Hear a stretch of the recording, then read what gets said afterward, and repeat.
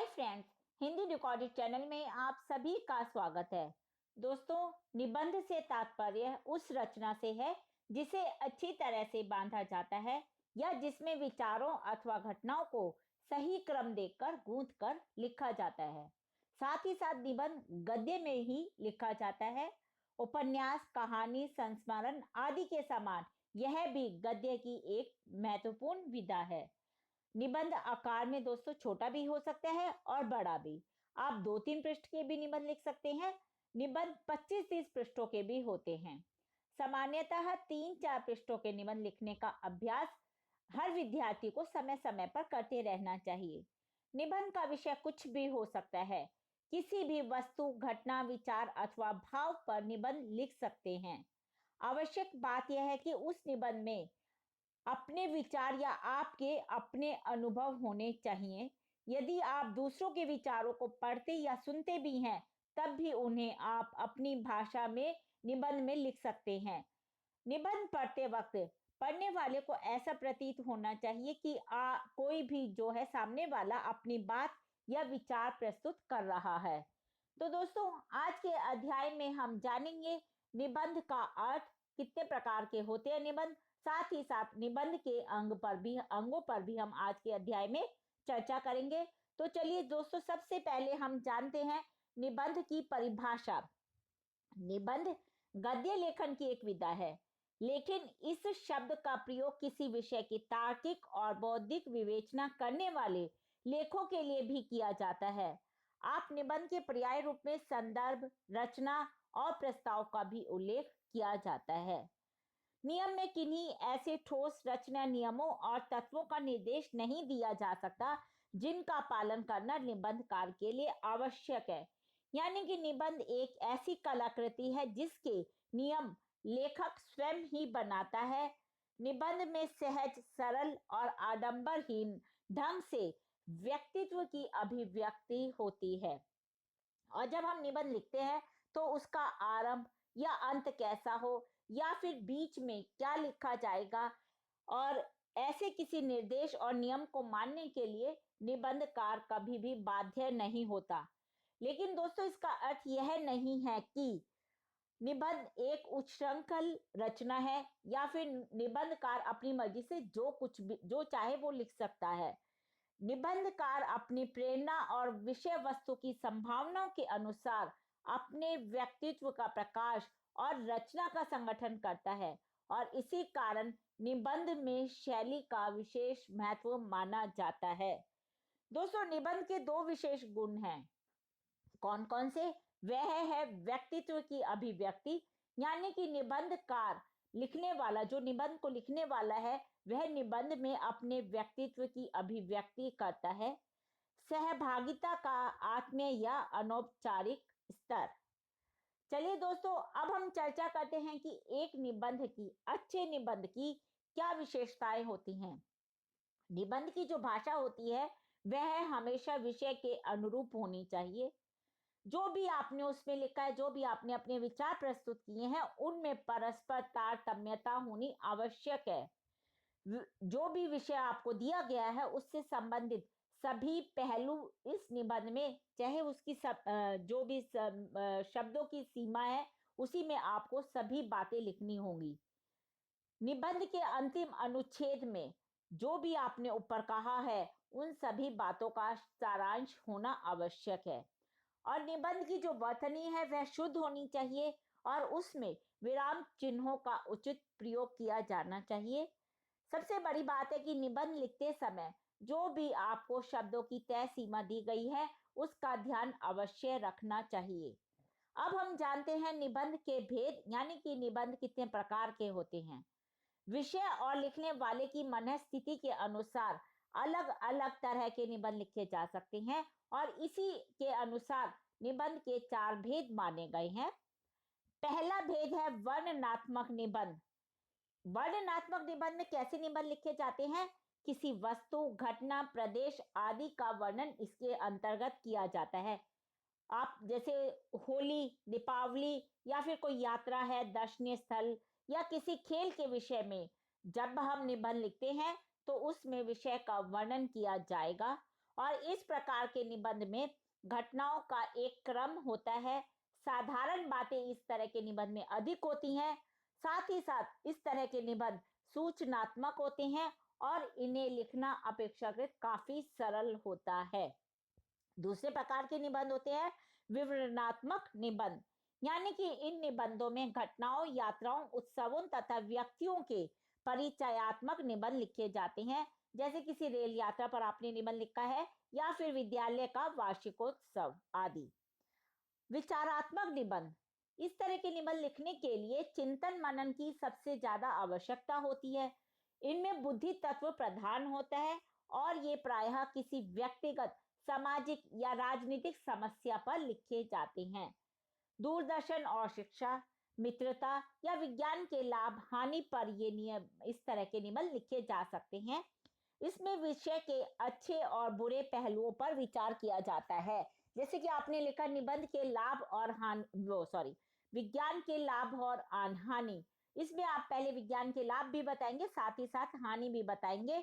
इसलिए इसमें अच्छे और बुरे पहलू सब पर विचार किया जाता है, तर्क दिए जाते हैं और कभी कभी तो जो समस्या है उसको हल करने के सुझाव भी दिए जाते हैं। उस तरह के निबंध को हम कहते हैं विचारात्मक निबंध। अगला है, चौथा है भावात्मक निबंध।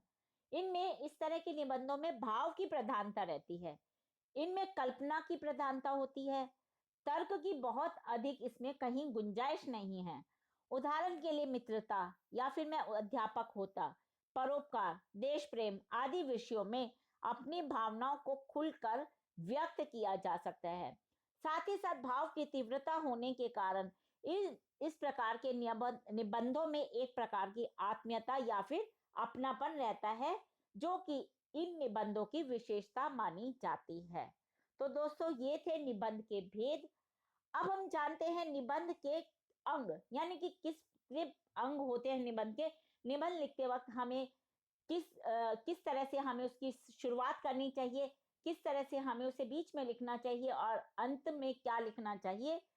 सबसे पहले हम निबंध लिखते हैं तो हम सबसे पहले लिखते हैं भूमिका, जिसे हम प्रस्तावना भी कहते हैं। इसमें निबंध के विषय को स्पष्ट किया जाता है, यानी कि जिस विषय पर आपको निबंध लिखना है उसके विषय में बताया जाता है। निबंध की शुरुआत आप किसी लेखक, कवि, चिंतक या राजनीतिज्ञ के जो प्रसिद्ध कथन है उससे भी कर सकते हैं। यह सही है कि सुप्रसिद्ध कथन से निबंध प्रारंभ करने से पाठक के मन मस्तिष्क पर अच्छा प्रभाव पड़ता है और भूमिका में हाल ही में घटी किसी घटना से विषय को जोड़कर भी आप परिवेश का निर्माण कर सकते हैं। साथ ही साथ जो भूमिका आप लिख रहे हैं वह छोटी और सारगर्भित होनी चाहिए, यानी कि कम शब्दों में आपको उसमें ज्यादा बताना होगा। फिर है विषय वस्तु, यानी कि जो निबंध के बीच में लिखा जाता है उसको कहते हैं विषय वस्तु, जो कि निबंध का सबसे प्रमुख भाग होता है। इसमें भी विषय का परिचय दिया जाता है, उसका रूप स्पष्ट किया जाता है। विषय का एक ही केंद्रीय भाव होता है, उसको विस्तार की आवश्यकता होती है जो कि आप विषय वस्तु में करते हैं। विषय के विभिन्न पक्ष होते हैं और उन पक्ष विपक्ष में आपको तर्क देकर विषय वस्तु को गहराई से समझाना होगा। दोस्तों, कुछ विषय ऐसे होते हैं जिनसे प्राप्त होने वाले लाभ या हानि का उल्लेख भी आप अपने निबंध में कर सकते हैं। जैसे मैंने अभी आपको बताया था विज्ञान के लाभ और हानि। लेकिन जब आप अपना मत देते हैं उस समय विनम्र भाषा का प्रयोग करना अच्छा होता है। साथ ही साथ यह भी ध्यान रखना चाहिए कि कोई ऐसी बात निबंध में ना कही जाए जिसका प्रभाव किसी भी एक पक्ष के लिए आपत्तिजनक हो।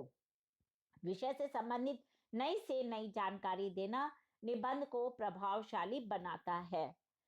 विषय की रूपरेखा बनाते हुए हमें प्रमुख विषय बिंदु अथवा बिंदुओं के भी बिंदु बना लेने चाहिए। कुछ विषय तो ऐसे होते हैं जिनके बिंदुओं के भी उप बिंदु हो सकते हैं। यहाँ उप बिंदु से क्या तात्पर्य है, उस प्रमुख बिंदु के अंतर्गत हम और किन किन बातों को समावेश कर सकते हैं जिससे कि हमारा निबंध बहुत ही सारगर्भित और अच्छा बन जाए और पाठकों के मन पे अच्छा प्रभाव छोड़ सके। दोस्तों, जब हम विषय वस्तु लिख लेते हैं तो उसके बाद हमें अपने निबंध को समाप्त करना होता है और समाप्त करने के लिए आप अंत में जो लिखते हैं उसे हम कहते हैं उपसंहार लेखन। भूमिका और विषय वस्तु के बाद उपसंहार होता है, जो कि पूरे निबंध का निचोड़ और निष्कर्ष होता है। दोस्तों, जिस प्रकार यदि भूमिका अच्छी हो तो वह पाठक को निबंध पढ़ने के लिए आकर्षित करती है, उसी प्रकार यदि आप अंत अच्छा लिखते हैं, उपसंहार अच्छा लिखते हैं, तो पढ़ने वाले पर इसका प्रभाव हमेशा अच्छा रहता है। निबंध के मुख्य भाग यानी विषय वस्तुओं के बिंदुओं में जो बातें आपने उठाई हैं, जो तर्क दिए हैं, उनका निष्कर्ष और समाधान उपसंहार में दिया जाता है। और विविध जितनी भी बातें आपने लिखी हैं उनमें तालमेल करना सबसे ज्यादा जरूरी होता है। जिस प्रकार भूमिका लिखने की कोई एक विधि नहीं है, उसी प्रकार अंत या उपसंहार लिखने की भी कोई निश्चित विधि नहीं है। लेकिन प्रभावी उपसंहार लिखने की सफलता की एकमात्र कसौटी यह है कि जब उस आपका निबंध पढ़ लिया जाए, पाठक पढ़ ले, तो उन्हें वह निबंध अधूरा सा ना लगे, यानी कि विषय से संबंधित सभी बातें उपसंहार या आपके पूरे निबंध में आनी आवश्यक है। दोस्तों, इसके अलावा आप निबंध लिखते वक्त किन बातों का ध्यान रख सकते हैं, उनके बारे में भी हम जान लेते हैं, जिससे कि जो निबंध है वह अच्छा निबंध बन जाए। सबसे बड़ी बात है भाषा। भाषा के प्रति लेखक की सजगता होनी जरूरी है। साथ ही साथ जो भी वाक्य लिखते हैं वह छोटे हों और परस्पर संबंधित हों। वाक्य शुद्ध हो और वर्तनी की अशुद्धियों से बचना सबसे ज्यादा जरूरी है। साथ ही साथ सरल प्रचलित शब्दों का प्रयोग निबंध को स्वाभाविक बनाता है। यदा कदा मुहावरों का प्रयोग भाषा में जान डाल देगा, अतः यथासंभव इनका प्रयोग किया जाना चाहिए। रूपाकार। निबंध लिखना सीख लेने पर आप बड़े बड़े निबंध लिख सकते हैं, परंतु परीक्षा में केवल आपको कोई भी परीक्षा आप देने जाएंगे तो ज्यादा से ज्यादा 300-400 शब्दों का निबंध लिखना होता है। तो भूमिका और अनुच्छेद उपसंहार के लिए आप एक एक अनुच्छेद लिख सकते हैं, और इसके अतिरिक्त 3-4 अनुच्छेदों में आपको विषय से जुड़े कम से कम 4 बिंदुओं में विषय वस्तु का विस्तार करना पर्याप्त होता है। निबंध लिखते समय भाषा और रूपाकार के अतिरिक्त आपको कुछ बातों का और ध्यान रखना चाहिए, जिससे आपका निबंध सहज और प्रभावी बन सके। सबसे बड़ी बात है कि प्रत्येक नई बात नए अनुच्छेद से प्रारंभ करें और उस अनुच्छेद में उसी बात पर अपने विचार लिखें। जो भी वाक्य आपने लिखे हैं वह परस्पर घुथे हुए हों, विचार क्रमबद्ध हो, उनमें कसाव हो और कहीं भी दोहराव ना हो, यानी कि बार बार एक ही बात को रिपीट ना किया जाए। एक बिंदु को अधूरा छोड़कर, यानी कि एक बात को आपने पूरा किया नहीं और दूसरी बात शुरू कर दी, ऐसा नहीं करना चाहिए। यानी कि एक बिंदु को अधूरा छोड़कर दूसरे बिंदु का उल्लेख नहीं करना चाहिए। पहले आप अपनी पहली बात पूरी कर लीजिए, उसके बाद अगली बात लिखिए। पूरे निबंध में विचारों और भाषा का सहज प्रवाह होना आवश्यक है। तो दोस्तों, ये हमने जाना कि किस प्रकार किन किन बातों को हम ध्यान में रखकर एक अच्छे निबंध की संरचना कर सकते हैं। दोस्तों, निबंध एक ऐसा विषय है जो हर प्रकार की परीक्षा में अवश्य आता है, तो इसके लिए आपको अभ्यास की आवश्यकता होती है। जब भी आप कोई भी विषय अपने मन में सोचते हैं, उस पर आप घर बैठे बैठे कुछ भी निबंध लिखेंगे तो आपके निबंध का अभ्यास अच्छी तरह से हो जाएगा। किसी भी विषय को उठा लीजिएगा और उसकी प्रैक्टिस अभ्यास कीजिएगा, तो निबंध लिखना बहुत आसान लगेगा आपको। परीक्षा में फिर कोई भी विषय आता है तो उस पर आप आसानी से निबंध लिख सकेंगे। तो दोस्तों, इसी प्रकार हिंदी भाषा के और भी प्रमुख विषयों पर हम आगे के अध्यायों में चर्चा करते रहेंगे। उसके लिए आपको मेरे इस चैनल को लाइक और सब्सक्राइब करना होगा। धन्यवाद दोस्तों, आपका दिन शुभ हो।